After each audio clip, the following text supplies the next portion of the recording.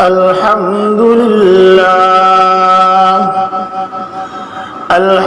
لله نحمده ونستعينه ونستغفره ونؤمن به ونتوكل عليه ونعوذ بالله من شرور أنفسنا ومن سيئات أعمالنا من يهده الله فلا مضل له ومن يضلله فلا هادي له ونشهد أن لا إله إلا الله وحده لا شريك له ونشهد أن سيدنا وسندنا ومولانا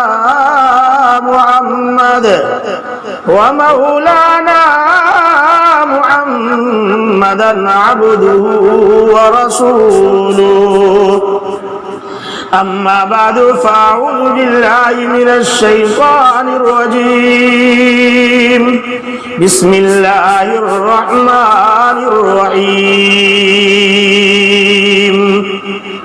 إن إبراهيم لأواه عليم صدق الله العظيم. درود شریف پڑھیے.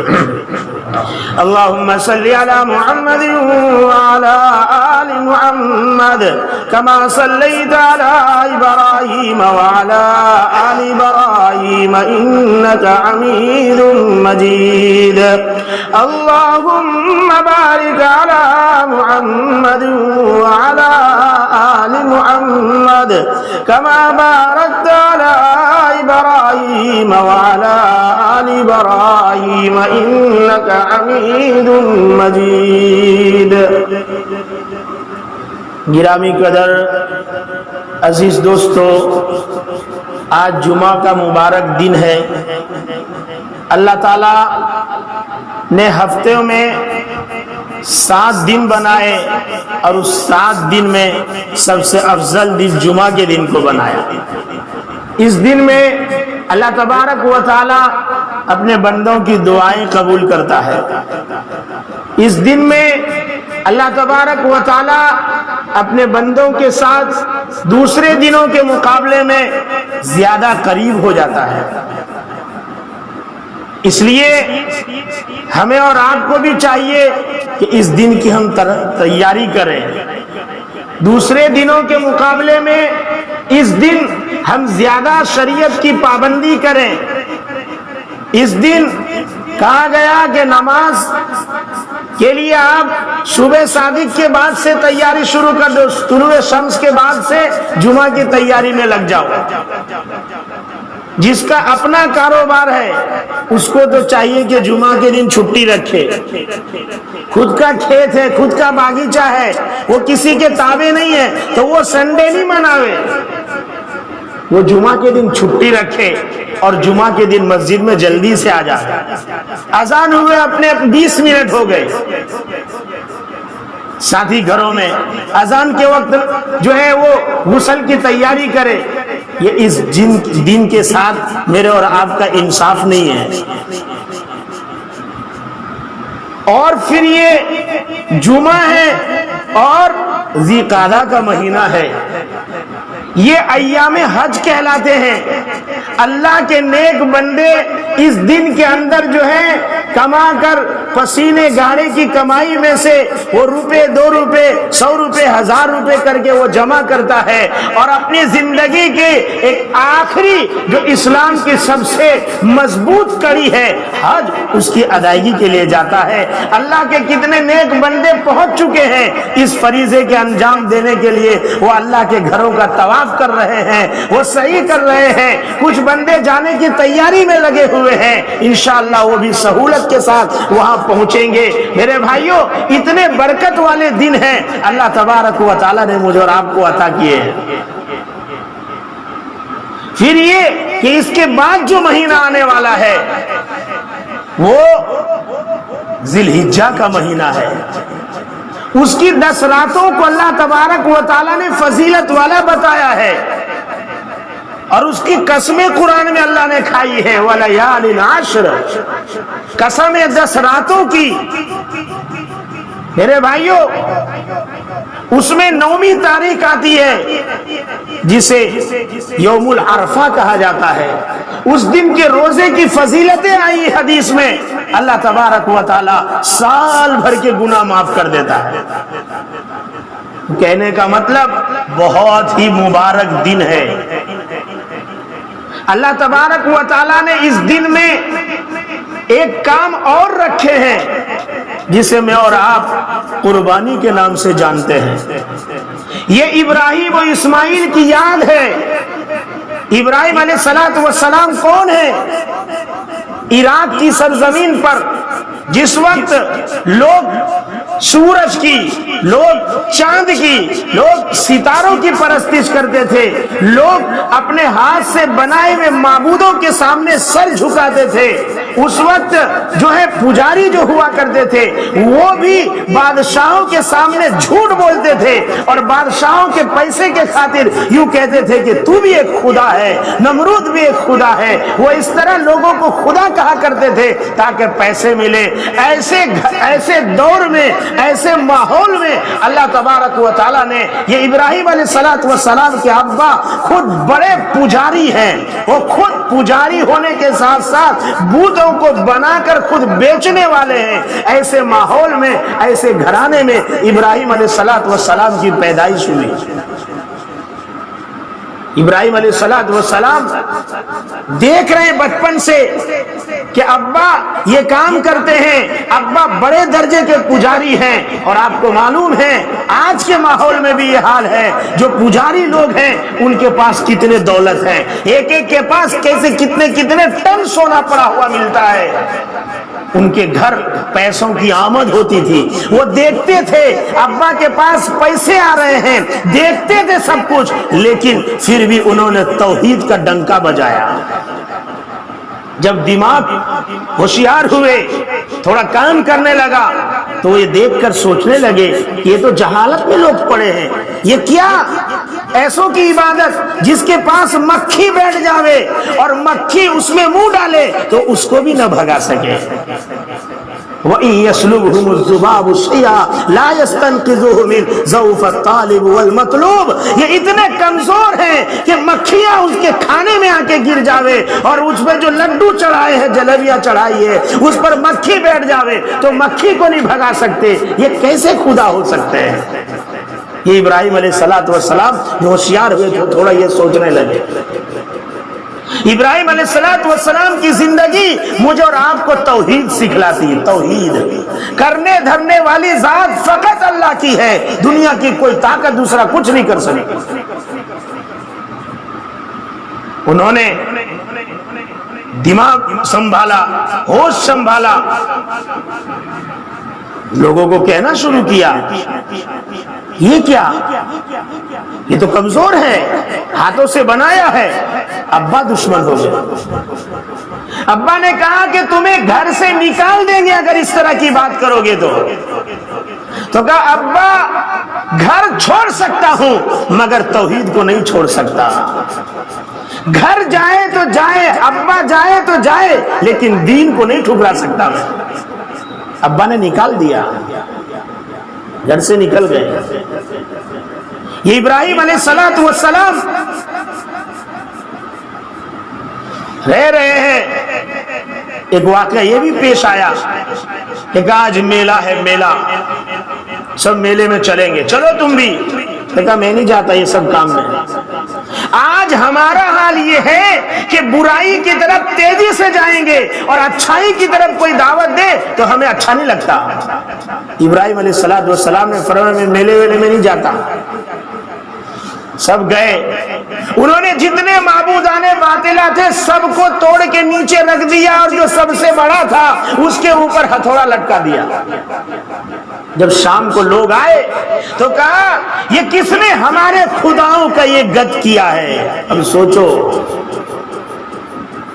یہ کہتے قرآن میں اللہ کہتا ختم اللہ علی قلوبہم وعلی سمعہم وعلی ابصارہم غشاوہ، اللہ ان کے دماغ پر، ان کے دل پر، ان کی آنکھوں پر وہ مہر لگا دیتا ہے، ان کو صحیح غلط سمجھ نہیں پڑتی۔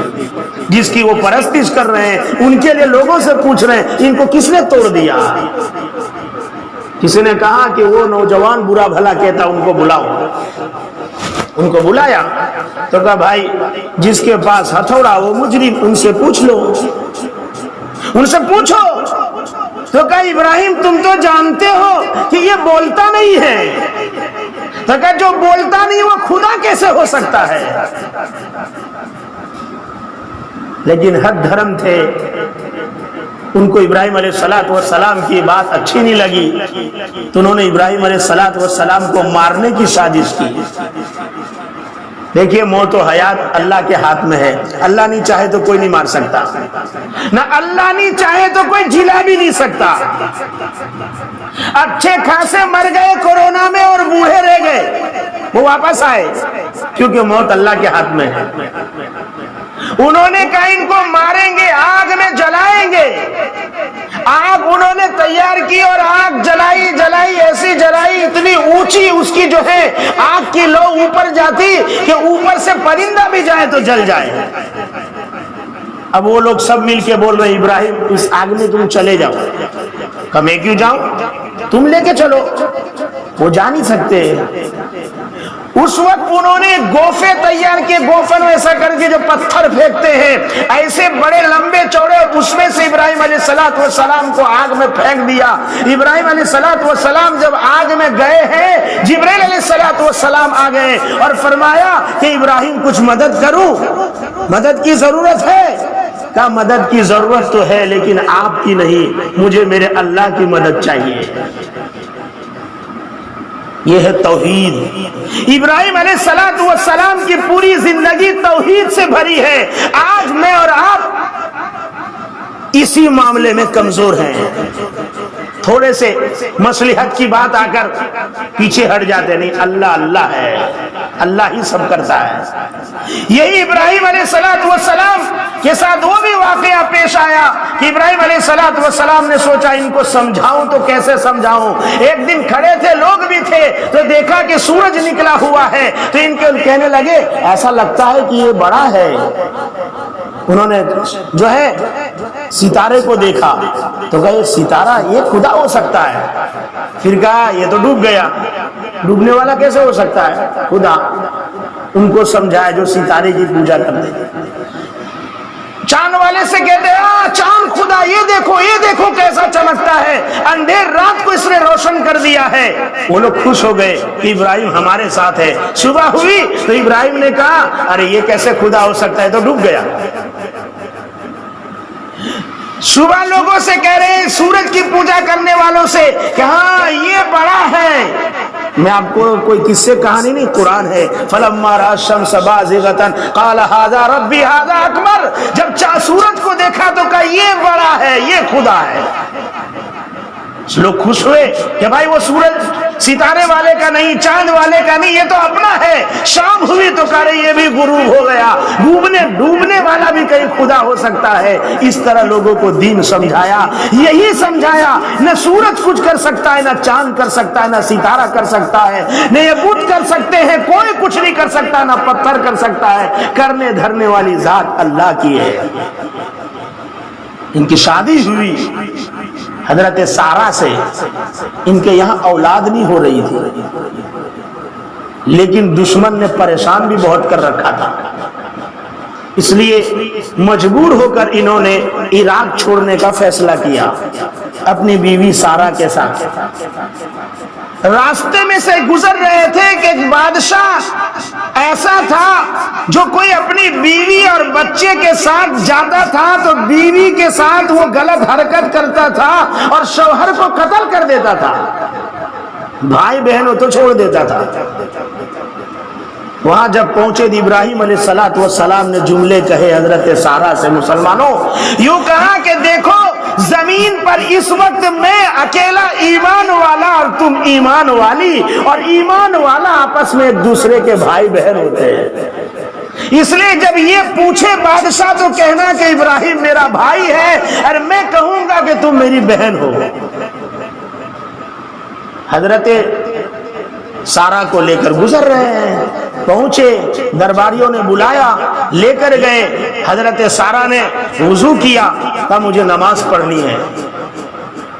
یہ وضو اس کی وجہ سے اعضاء چمکیں گے، یہ اس امت کی خصوصیت ہے۔ جو میں اور آپ وضو کر کے آئے نا ابھی نماز پڑھنے، کل قیامت میں اللہ کے رسول صلی اللہ علیہ وسلم دیکھیں گے یہ چمک رہا ہوگا، اتنے حصے کو دیکھ کر پہچانیں گے کہ میرا امتی آ رہا ہے۔ یہ کمبخت بہن کہنے کے باوجود اس نے غلط کرنا چاہا حضرت سارا کے ساتھ۔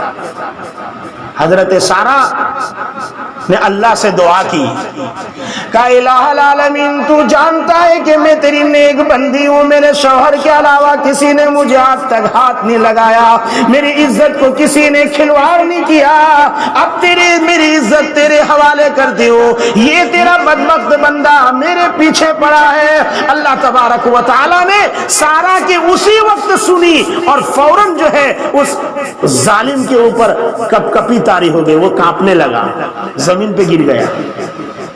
حضرت سارا کے قریب نہیں جا سکا۔ حضرت سارا کو لگا کہ مر جائے گا تو لوگ کہیں گے کہ یہ اکیلا ہی تو تھا روم میں، اس کو سارا نے مار دیا۔ دعا کی کہ اللہ اسے مرنے سے بچا لے، وہ اچھا ہو گیا۔ ایمان والا نرم دل ہوتا ہے، ایمان والا کبھی کسی کی جان نہیں لیتا ہے، ایمان والا تو بھائی کتے کو بھی مرتے دیکھے تو پانی پلاتا ہے، بلی کو بھی وہ نہیں تڑپاتا ہے، یہ ایمان والا ہے۔ یہ اور بات ہے کہ ہم پر الزام ہے، اسلام بھائی نبی کے اخلاق اور کیریکٹر سے پھیلا ہے۔ آج مسلمان اخلاق سے کورے ہیں۔ بہرحال 3 بار یہ واقعہ پیش آیا، اس نے سارا کو باہر نکال دیا۔ وہ لوگوں کو کہتا ہے کہ یہ کس کو میرے پاس بھیج دیا، لیکن دل میں یہ بیٹھ چکی تھی کہ یہ کوئی اللہ کی نیک بندی ہے۔ اس وقت ابراہیم علیہ السلام سے کہا کہ میری ایک بیٹی ہے جس کا نام ہاجرہ ہے، تم اس کو لے جاؤ، یہ تمہاری خادمہ بن کے رہے گی۔ حضرت ہاجرہ سارا کو گفٹ میں ملی تھی، یہ بطور خادمہ کی آئی تھی۔ اب یہ دونوں ساتھ رہتے تھے، اولاد نہیں تھی۔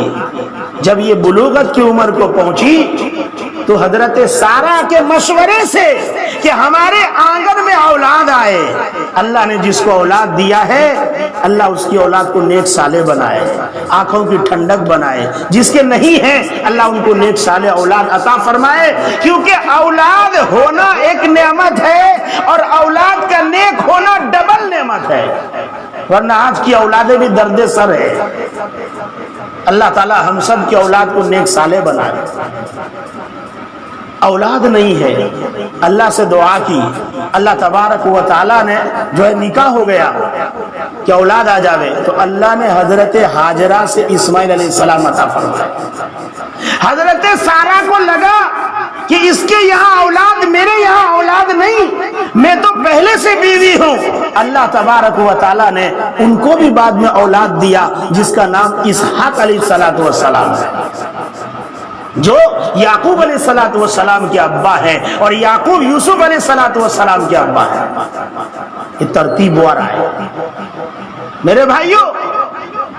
اب جب یہ اولاد آئی، اللہ تبارک و تعالیٰ نے فرمایا کہ ابراہیم ایک کام کرو، اس اولاد کو لو اور ان کو لے جا کر ایک جگہ ہے جہاں نہ پانی ہے، نہ گھاس ہے، نہ کسی قسم کا کوئی انتظام ہے، پہاڑی ہے، وہاں لے جا کر اس کو رکھ دو۔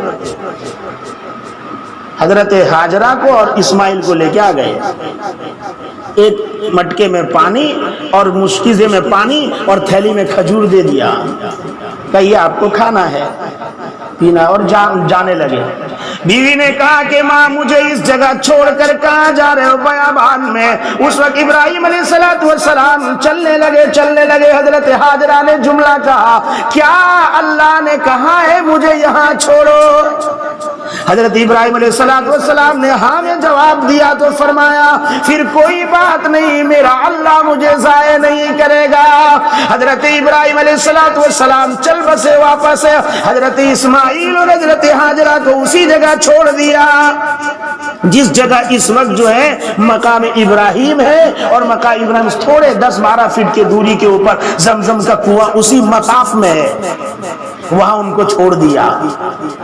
اوپر سے ٹائلس دکھتی آپ کو لیکن اندر میں کنواں ہے، مقام ابراہیم سے 10-12 فٹ کی دوری پہ، تھوڑا ہی دور میں۔ 2020 میں تو کھلا ہوا تھا، وہ کام چل رہا تھا۔ بہرحال یہ کھا رہے پی رہے، کچھ نہیں ہے، کھانا ختم، کھجور، پانی ختم پینے کا، اب کیا کریں؟ حضرت ہاجرہ صفا پہاڑی پر چڑھ گئی، ادھر نیچے بچہ ہے، صفا پہاڑی پر حضرت ہاجرہ دیکھ رہی ہے کہیں کچھ نظر آئے تو بچے کے لیے کچھ انتظام ہو جائے، میرے کھانے کا کوئی نظم ہو جائے، لیکن دکھتا نہیں۔ پھر نیچے آتی، بچے کو دیکھ کر پھر مروہ پر دوڑ لگاتی، کوئی نظر نہیں آتا۔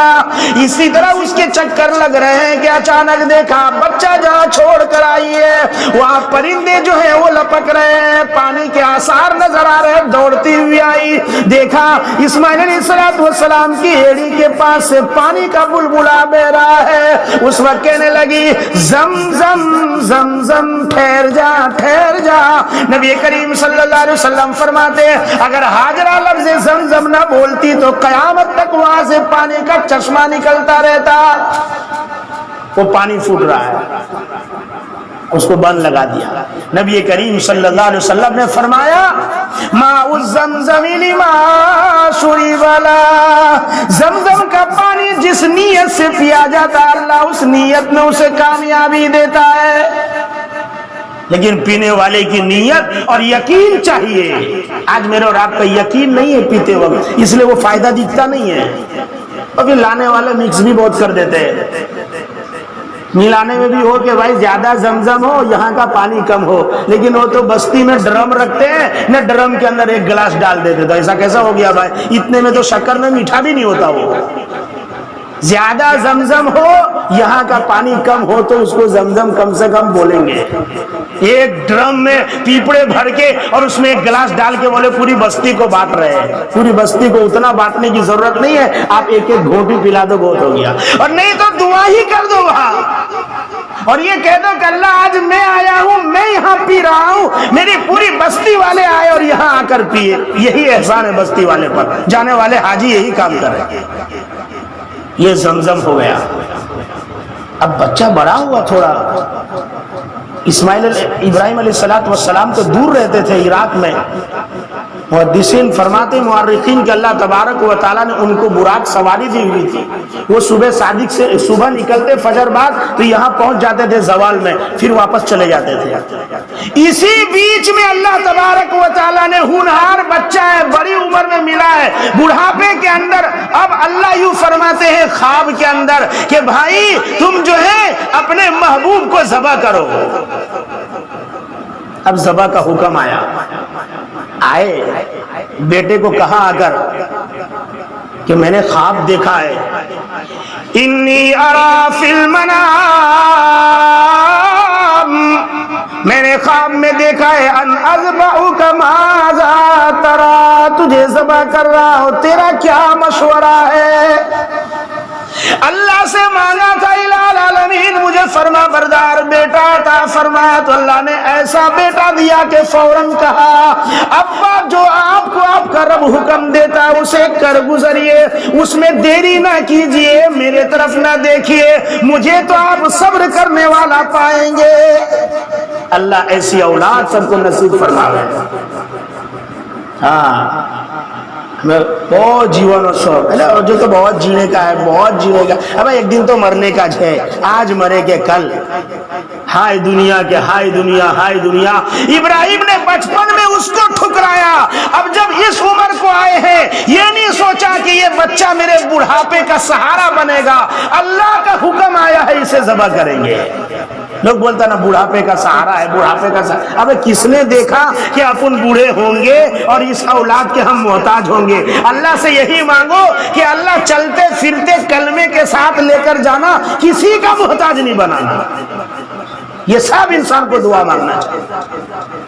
اب یہ حکم آیا تو لے کر گئے، باندھ دیا بیٹے کو، چھری چلا رہے ہیں. اللہ تبارک و تعالیٰ نے وقت آپ کا ہو گیا، آپ لوگ لیٹ سے آئے، اذان 1 بجے، آپ 1:25 کو مسجد میں آتے ہیں، 35 کا ٹائم آپ کا خطبے کا لکھا ہوا ہے. آپ کتنا نا انصافی کرتے ہیں مسجد کے ساتھ. ابھی سب لوگ دیکھیں گے کہ مولانا نے 5 منٹ وڈارے لے لیا، پر یہ نہیں کہیں گے کہ میں 20 منٹ لیٹ آیا. آزان ہوتے ہی آؤ. حکم آیا، فرمایا اذا نودی للصلاة من یوم الجمعہ فسعوا الی ذکر اللہ وذروا البیع. جیسے ہی آزان دی جائے، جمعہ کی کان میں آواز پڑے، فوراً مسجد میں پہنچو، کاروبار ختم، بند کر دو. یہ پہلے حکم ہے. 20 بھی 25 منٹ لیٹ کیسے چلے گا؟ السلام پھیر دے باہر.